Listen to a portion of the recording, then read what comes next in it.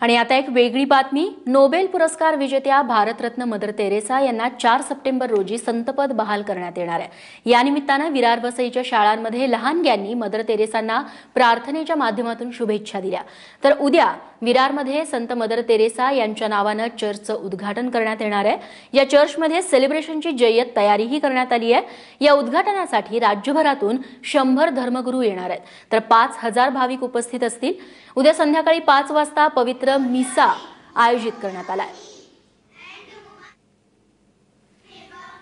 गेल्या आठवड्यामध्ये आम्ही 9 दिवसाची भक्ती घेतली, लोकांची आध्यात्मिक तयारी केली आणि त्या आध्यात्मिक तयारीद्वारे लोकांमध्ये एक नवीन चैतन्य आणि स्फूर्ती निर्माण झालेली आहे।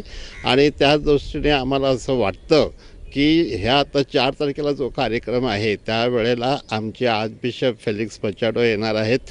सुमारे 100 धर्मगुरू येतील, सिस्टर्स येतील आणि फार मोठा प्रापंचिक कार्यक्रम होणार आहे।